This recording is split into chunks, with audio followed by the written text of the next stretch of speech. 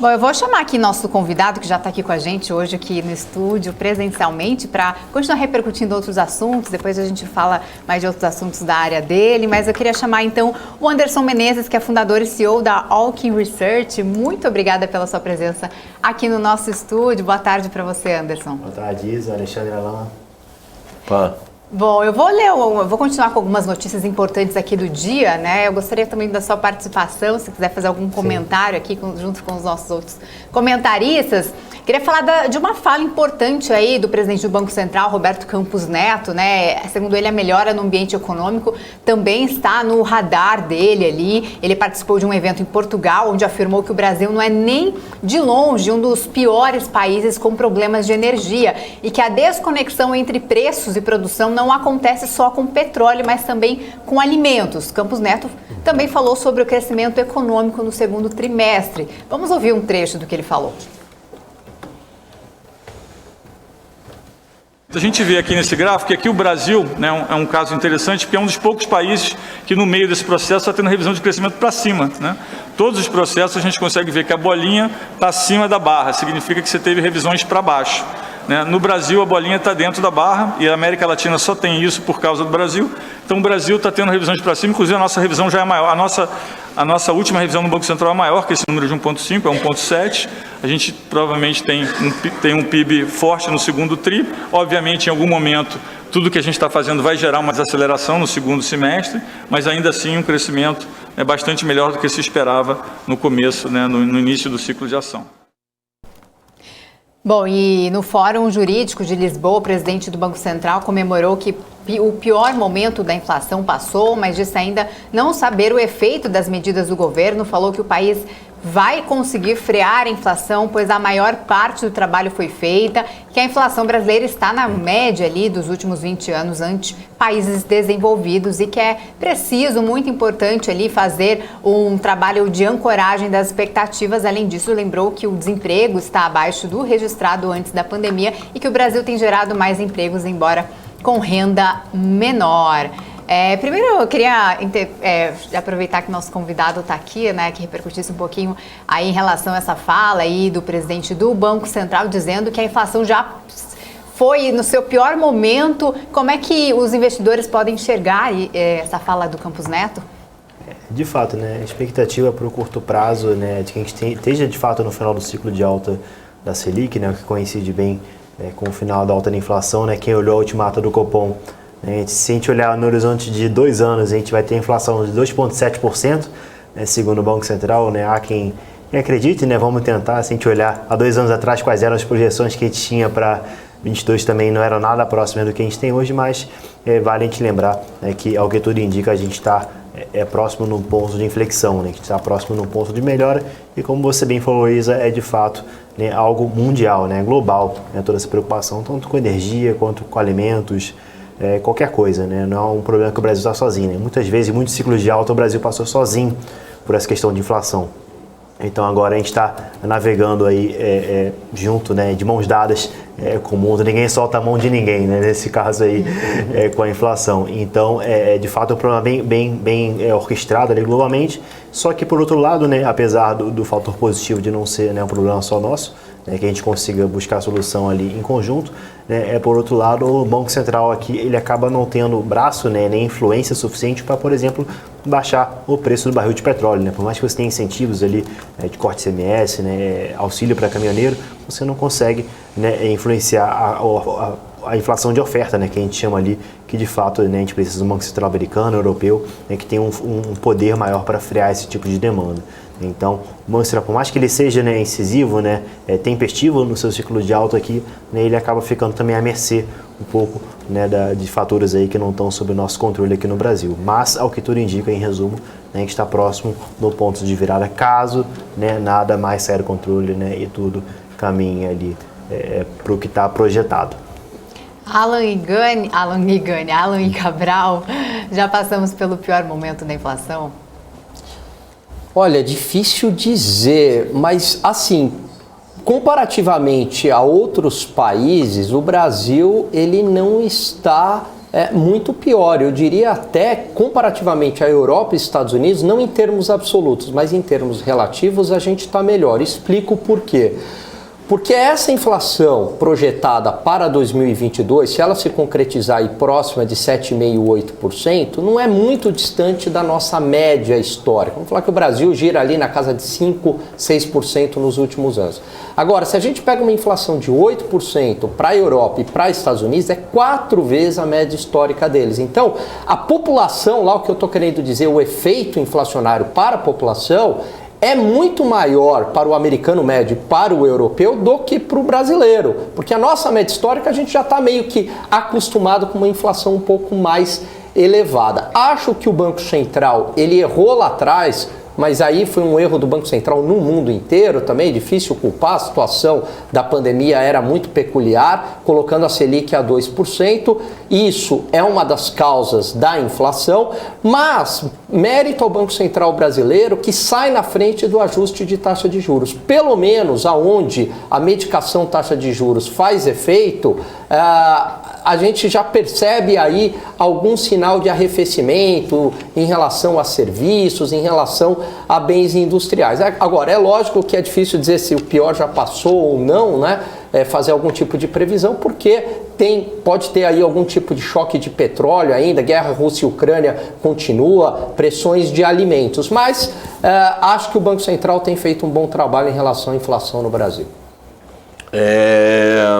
Uma coisa muito doida, a curva de juros está indicando 2 altas esse ano ainda, isso desde sexta-feira, e há uma alta agora em agosto e a outra depois da eleição.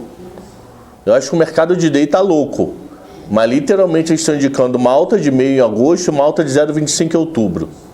Se você não botar esses números, a curva distorce completamente para frente.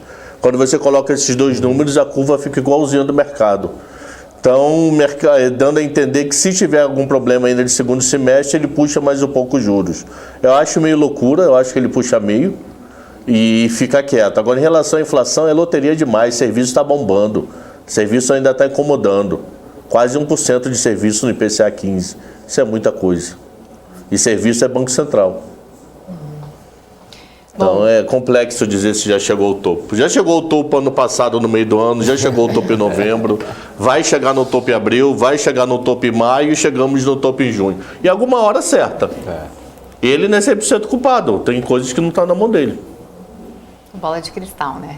O Itaú BBA reviu suas projeções para a Bolsa Brasileira no segundo semestre. O banco reduziu 115 mil pontos para 110 mil pontos no Ibovespa no final do ano. Ainda assim, a nova estimativa aponta aí para uma valorização de aproximadamente 10% sobre os números de hoje. De acordo com o relatório, o corte reflete um cenário desafiador no curto e médio prazo, principalmente em questões macroeconômicas. Apesar do menor crescimento global, o banco segue ali com a exposição em companhias relacionadas a commodities, grandes bancos, energia e saneamento ali, mas com uma visão mais cautelosa com setores de pagamentos, tecnologia, construtoras, saúde e varejo. Vou aproveitar aqui com o nosso convidado, o Anderson.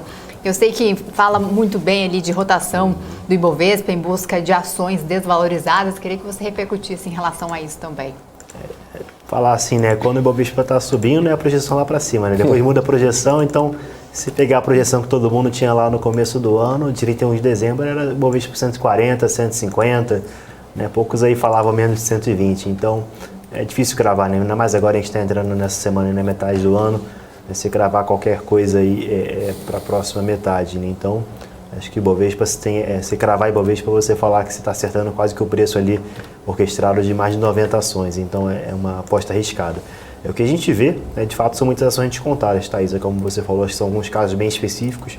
A gente acredita na Alckmin que, de fato, essa posição de commodities, né, tá muito comprada, né, é o mercado inteiro, né, a gente vê pouco espaço. Quem queria entrar já entrou, né, então pouca upside, né, até pelo cenário que a gente tem projetado hoje. Mas tem outros nomes aí, até como o setor imobiliário, né, que podem surpreender positivamente, né? A gente vê um pessimismo muito grande precificado, né, em relação aos múltiplos, né, que a gente vê em relação a vendas do setor. De fato, o setor imobiliário tem chamado bastante atenção e, lógico, outros aí que acho que muita gente já sabe é o próprio varejo, né?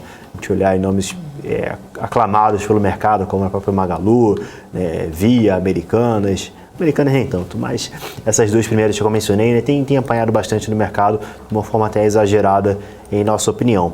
Tá? Então, de fato, alguns nomes ali, empresas aéreas até sofrendo mais por conta do petróleo, mas a Embraer, por exemplo, né, que não sofre tanto diretamente pelo preço do combustível, né, tem sido também um nome que tem chamado a nossa atenção, até foi um outro tópico aqui que eu comentei na minha última participação em relação à sua detenção, né, de participação na IVE, né, que é outra subsidiária americana que, se eu colocar em valores absolutos ali, né, de participação, a empresa é quase negociada pelo que ela tem lá fora. Então, de fato, né, você olha casos específicos assim, né, você olha no detalhe, é muita coisa que tem chamado a atenção a nossa na Bolsa aqui no Brasil. A gente acha que, de fato, muitas empresas que estão esquecidas hoje vão surpreender demais, tá, pessoal? Então, como eu falei, né, se a gente olhar para o cenário um pouquinho mais longo, 2 anos, as coisas tendem a estar muito melhores. Quem é que não vai estar querendo comprar no varejo se, de fato, esse cenário de inflação 2,7%, Selic é 5%, 6% se concretizar? A gente está falando nos 2 anos, não 10 anos. Então as coisas mudam muito rápido, isso é bom projetar também. Então o cenário, né, que é de curto prazo, né, logicamente, se é para ter comprado em um mês, lógico que vou querer ter comprado em commodities em dólar. Né, mas se olhar ali 1 ano, 2 anos, logicamente a coisa muda bastante. Então é importante o investidor, né, que está nos assistindo aí ponderar, né, muito bem qual é o seu horizonte de investimento para poder, né, traçar a estratégia correta, porque o bom de hoje nem sempre é o bom momento de amanhã. Gani Cabral, Ibovespa a 110 final do ano. Acho que é factível. Acho que durante um tempo, Isa, lembra no pré-pandemia, o Ibovespa ele ficava num ioiô, ele ia para 110, voltava para 100. 110 para 100. Eu, inclusive, fiquei fazendo um pouco de swing trade nessa época, comprava 100, ia para 110, vendia, aí ia para 100. Ficava fazendo isso. Aí veio a pandemia, aí eu perdi, né? Aí foi para 100, 90, 80, 60. Mas enfim, aí fui recuperar 2 anos depois, né? Mas vai ficar, eu concordo com a visão do Anderson, no curto prazo, eu acho que vai ficar oscilando aí 100, 110, acho que é bem factível essa previsão do Itaú. Agora, tem um baita potencial pensando num horizonte mais longo.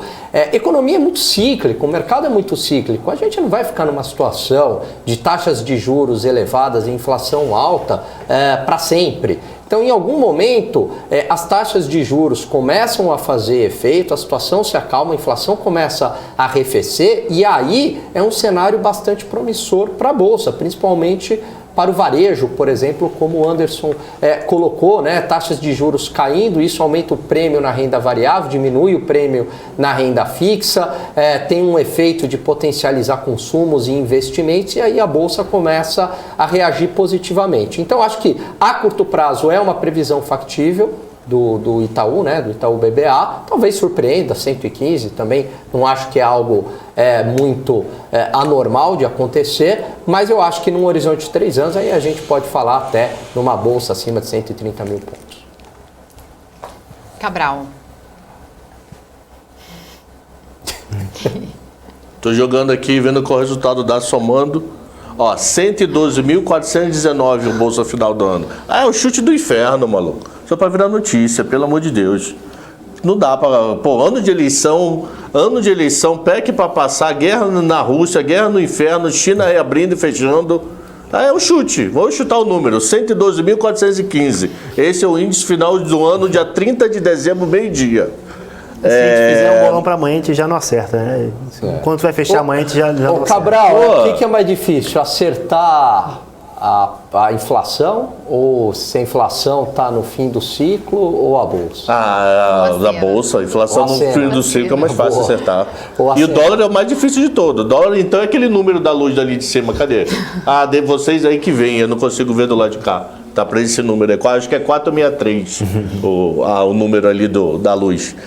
É só um dado curioso, se você pegar a curva de juros e a curva de aluguel de ações, a precificação de bolsa para final do ano é 105 mil. Então quer dizer que o BBA está prevendo 5 mil ali acima da curva que o mercado calcula para índice no final do ano. É factível, 10% é o famoso 10, né? Cabeleireiro aumenta 10%, o almoço aumenta 10% e a bolsa também 10%. Tá bom. Virou notícia por alguns minutos. Que foi um chute do caramba, foi 2 regressões e um chute. Tá certo. Já que a gente está falando de ações, né? Queria falar então com o Anderson aí sobre o impacto do dólar nas empresas exportadoras, como as de celulose, Klabin e Suzano, né? Quais as diferenças com, por exemplo, Irani? No momento, vale mais apostar nas exportadoras? Depende, né? Tudo depende da estratégia, né? Quanto você precifica o dólar, né? O dólar agora no mercado com certeza está considerando pelo menos acima desses 5,20, 5,15 que a gente está vendo hoje, né? Se você for jogar, né, nessa moeda do dólar, né, logicamente a Suzano é o player ali que você tem que escolher, porque de fato é a mais exposta, né? Tanto no custo quanto até na sua receita, né? Mas o saldo ainda é positivo para o dólar. A Klabin é um player até um pouco mais posicionado aqui, cerca de 40%, 50% posicionado no mercado local, né, mas que também, né, vai um pouco de encontro ao preço da celulose que é praticado no mercado global, né? E aí a gente vê, já para a Suzano, logicamente vai seguir para a Klabin também, a gente teve essa semana, né, um anúncio de reajuste de preço, já para junho da Suzano. Então, mais um reajuste, se a gente for lá colocar janeiro, fevereiro, março, abril, maio, junho, acho que todos os meses as exportadoras de celulose praticaram um reajuste que é muito positivo, né? Lógico, muito, né, surfando nesse ciclo de alta de commodities que a gente viu, mas também, né, vale destacar, né, que caso a gente veja, né, todo esse boom de commodities de fato arrefecendo, né, de fato também a celulose vai ser uma que vai mergulhar junto e pode ser um pouco perigoso, tá? Mas ainda assim, né, considerando até premissas muito mais conservadoras de preço de celulose e dólar, também é um outro setor da bolsa que está muito descontado, tá? Lembrando, principalmente da Klabin, foi uma empresa que fez grandes investimentos aí, por exemplo, no Puma 2, né, antes de toda essa alta de custos, é um projeto que com certeza custaria muito mais, muitos bilhões a mais, né, se for feito a partir de hoje, que a companhia, né, vai ter uma capacidade produtiva, ali, um ativo, né, imobilizado ali muito maior, ou seja, é uma empresa que soube se posicionar, né, que está para colher os frutos daqui para frente, né? A Suzano também está, né, expandindo, mas que está muito bem posicionada daqui para frente. Irani a gente não acompanha muito, né, mas deve também surfar muito bem o momento de alta que a gente está vendo no preço de celulose, que de fato está bem atrativo. Gani Cabral, perguntas para o Anderson. Eu tenho. Como a reabertura de Xangai afeta o preço de Suzano e Klabin? Pode não afetar nada? Afeta alguma coisa? Afeta muito? Como é que fica? Mexe um pouco com a oferta, né? A gente tem muitas outras plantas de celulose que de fato também estão fechadas. Então, se a gente tiver a reabertura ali, né, total da economia, digamos assim, né, vai ter muita planta também de celulose reabrindo, tá? Então, isso pode até mexer um pouco com o preço. Então, muito do preço que a gente está vendo hoje, de fato, né, é porque a capacidade, né, o produto está mais escasso, tá? Então, pode ser no curto prazo um pouco em função disso. Mas, por outro lado, né, tem o quesito demanda, né? A demanda ali, logicamente, por outro lado, vai aumentar. Então, se olhar esse saldo, né, fica quase que elas por elas não tende a influenciar tanto, tá, Cabral?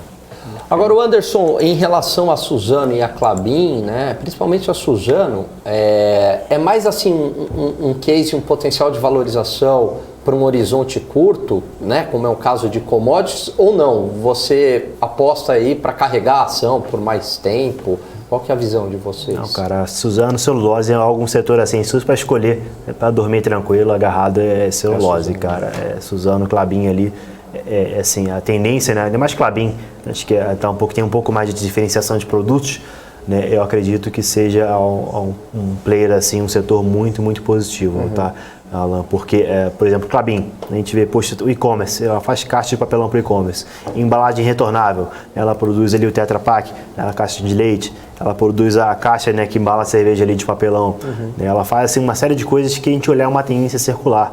Quem diz agora, né, que a tendência de substituição de plástico vai voltar para trás? Não vai. Né? Isso aí daqui para frente é o que vai mandar. E celulose, papel e embalagem é o que vai ditar. Né? Isso é uma demanda muito resiliente daqui para frente.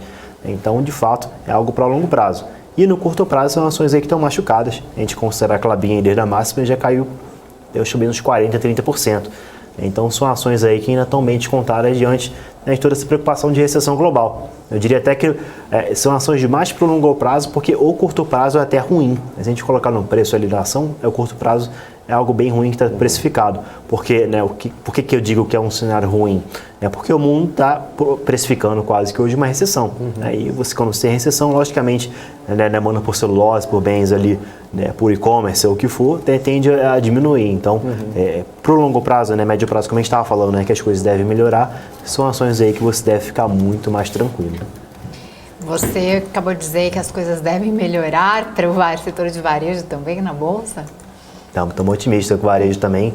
A gente já virou até Via, né, dando spoiler aqui, nossa recomendação de compra já depois do resultado lá do segundo tri, a gente de fato viu a ação bem descontada.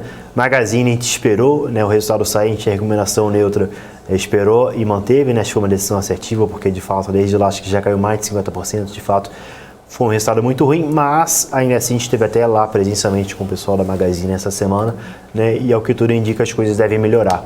Tá, então a gente vê, né, o primeiro tri de fato foi muito impactado, mas até a empresa na Magazine, né, nos próximos trimestres deve indicar uma melhora. Então, né, ao que tudo indica, não é compra ainda, lógico que a gente espera mais um resultado do segundo tri que deve acontecer aí nos próximos 15 dias, mas de fato, né, o que a gente está vendo precificado hoje, né, uma empresa que valeu 160 a 170 bilhões, está negociada a 17 bilhões, de fato, né, você não tem como dizer que está precificado ali uma tempestade muito grande que a gente acha que já não é condizente com o que a gente tem projetado.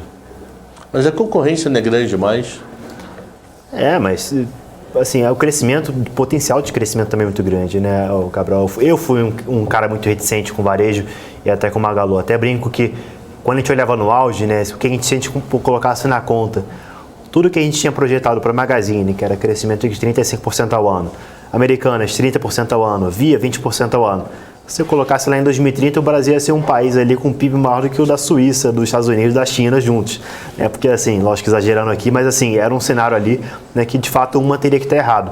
E aí sim, naquele cenário que a gente tinha antes, eu acredito sim que era algo não condizente com a concorrência que a gente tinha no setor. Hoje, já é um cenário muito mais diferente, né? Você vê empresas aí negociadas a múltiplos muito mais descontados. Lógico, no curto prazo ainda é muito sensível, mas também é algo que quando destravar, né, a percepção ali de consumo melhor, vai ser muito positivo. E aí, internamente a gente pode debater, né, com mais detalhes outros pontos, mas tem, né, alguma iniciativa de monetização que as empresas estão tendo que não estavam acontecendo antes ainda. Por exemplo, monetização de ads, né, o cara que vende hoje, né, no marketplace da Magalu ou da Via, por exemplo, esse cara vai poder, né, anunciar o produto dele, vai ter uma taxa nele. Se ele vende produto por 100, ele vai tirar só 90 ali, porque 10 ele vai pagar para a Magazine Luiza para expor melhor o produto dele. Então, são uma série de iniciativas que a gente vê, né, olhando mais de perto a empresa, que tendem, né, a dar um fôlego ali no faturamento e também, né, deixa a gente mais otimista no curto prazo. O Anderson, pensando nesse cenário recessivo de curto prazo, caso ele se concretize, que ativos que é interessante no Brasil a gente ter na carteira para se proteger ou para perder menos? Raia, Panvel, que tem remédio para depressão. É verdade, as empresas aí de varejo, né, de farmacêuticos têm esse resiliência, apesar que machucaram muito, tá? A Raia Drogasil até não apresentou uma performance muito boa lá no primeiro tri, mas tem apresentado sua resiliência e tem sido de fato um setor bem tranquilo. Eu ficaria mais exposto a empresas que têm o CNPJ aqui no Brasil, né? Como assim, Suzano, que é uma empresa que está no mundo inteiro, VEG, que é uma empresa global, a Embraer, né, por mais que tenha com a recessão ela sofra também, né, com as companhias aéreas, é uma empresa global, né, assim, as empresas globais da Bolsa são muitas, tá? Então, não buscar, né, caso a recessão que você mencionou seja direcionada aqui ao Brasil, né, a gente tem que buscar empresas também que são globais. É muito importante isso, pessoal. Muitas vezes a gente olha na Bolsa do Brasil, né, como bolsas aqui, né, só dentro de casa, mas metade ou mais dessas empresas da Bolsa, né, operam no mundo inteiro. Tá? Assim, 3, 4 países, tem empresas aí que operam em 15, 20 países do mundo inteiro. Tá? Então, é sempre bom a gente saber que a gente tem essa opção também de estar exposto na Bolsa Brasileira, mas com empresas que operam globalmente. Perfeito. Bom, o Gani falou, né, os impactos de uma recessão aqui no Brasil. Agora saiu uma notícia da Standard & Poor's ali que a economia americana vai resistir a uma recessão neste ano, pelo menos, mas os choques de preços de energia e matérias-primas, gargalos de produção e alta dos juros americanos por um tempo maior tornam aí difícil para os Estados Unidos escaparem de uma queda de atividade em 2023, segundo a agência de classificação de risco Standard & Poor's. Em relatório divulgado hoje, a ASP diz que há chances entre 35% e 45% de uma recessão técnica nos Estados Unidos no ano que vem, com esses problemas nas cadeias de produção, agravados ali pela incerteza com a guerra na Ucrânia e o desaquecimento na China. A forte pressão sobre os preços, que deve durar até 2023, vai levar o Federal Reserve, o Banco Central norte-americano, a subir mais os juros, então, para 3% a 3,25 em dezembro deste ano ainda e até 3,5 a 3,75 no meio de 2023. O Fed, então, só vai voltar a cortar os juros no terceiro trimestre de 2024, o que vai ter impactos significativos nos países emergentes, incluindo o Brasil. Com juros mais altos, a economia americana vai crescer menos em 2023, o que levou a Standard & Poor's, então, a reduzir a projeção para o ano que vem de 2% para 1,6%. Anderson, eu queria que você fizesse um panorama geral das bolsas americanas. Como é que está o país? A probabilidade de uma recessão, então, está influenciando aí de alguma maneira? Lógico, né? Tá machucando antes de olhar a bolsa, eu não sei hoje, mas a Nasdaq até semana passada estava menos 30% ao ano. Tá? Se isso aí não é precificar, né, algo como uma recessão, a gente não sabe mais o que é. Mas de fato, né, eu pessoalmente, minha visão ali como analista e de quem acompanha o mercado é de que de fato vai ter uma recessão. Agora, a magnitude dessa recessão, eu não acho que vai ser algo tão grave assim.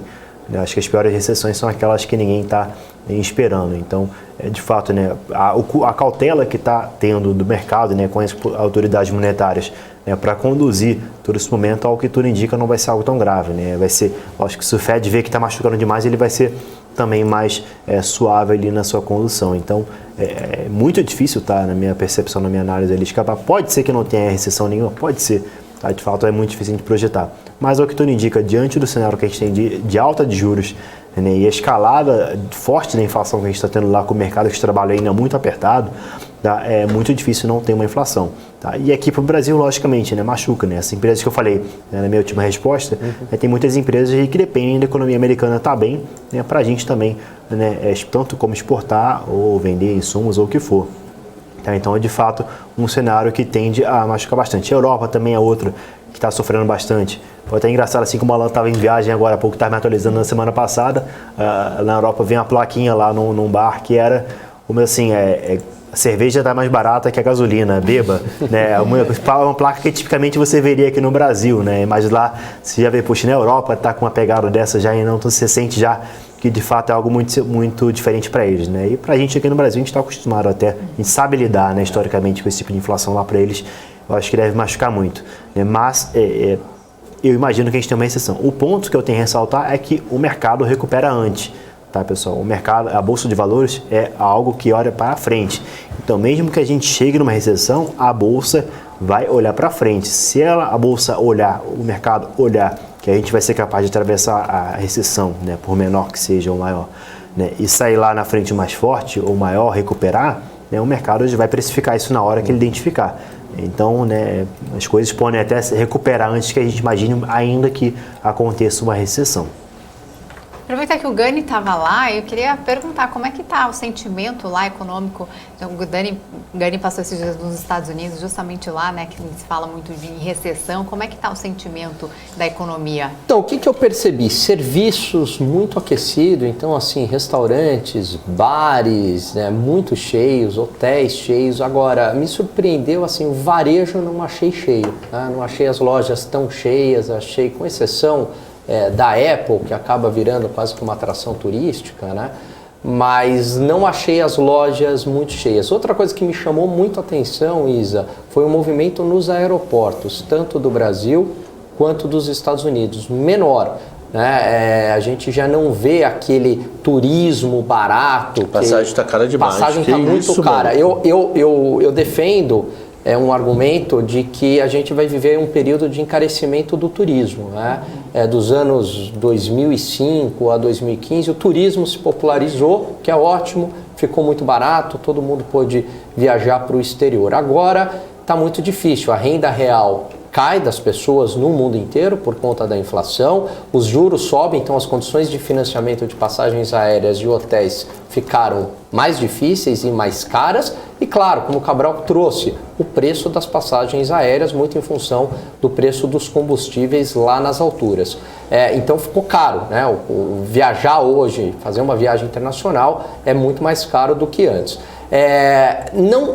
Tem muita placa, né, andando na cidade, hiring, né, nos Estados Unidos, contratando, estão pedindo para contratar.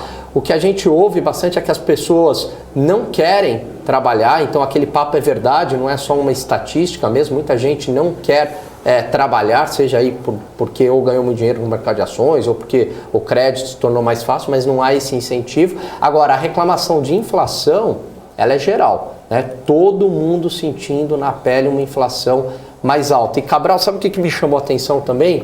Eu estava assistindo a televisão e eu até achei que era uma análise, eu achei que era a BNC, para falar a verdade. O pessoal estava falando assim, olha, recessão, gargalos de produção, inflação, tudo isso não tem como você lidar, é uma realidade que se impõe. Tanana. Falei, nossa, é um programa de análise. Quando eu olhei, era uma propaganda. E a propaganda era tão bem feita, trazendo um diagnóstico do que estava ocorrendo. E aí o pessoal falando para investir em ouro, para se proteger. Então, assim, já muitas propagandas de casas de análise ou de fundos já dando como certo uma recessão. Agora, o que você me assusta é Nova York varejo vazio. Isso me chamou Nova York, não estou falando Zé da Esquina. Estou falando para a cidade Nova do York. planeta, maluco. E assim, Cabral, entrei numa grande loja de departamento, tudo em promoção, 50% e vazia a loja. Não era aquela, sabe, que você vê filas e nada disso, cara. Então me chamou a atenção esse Para Nova York assusta. De verdade que assusta.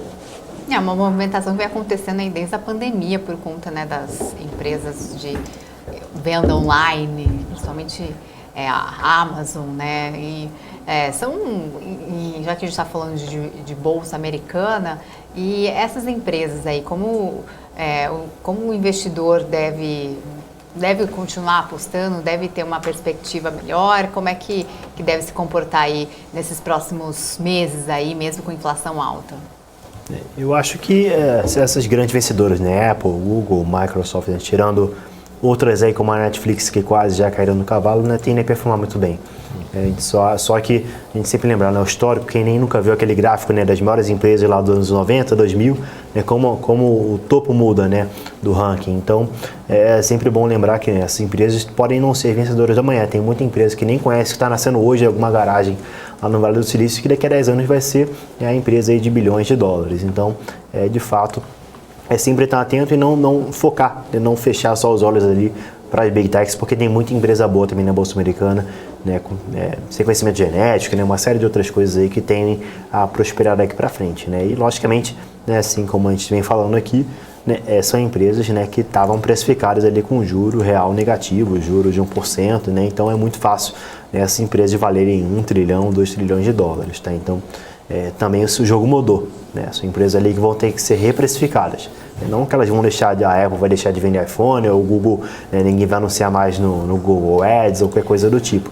Mas são empresas, né, que o mercado, né, vai fazer uma reprecificação no quanto ele está disposto a pagar por essas ações. Mas ainda assim, são empresas ali boas para se carregar no longo prazo.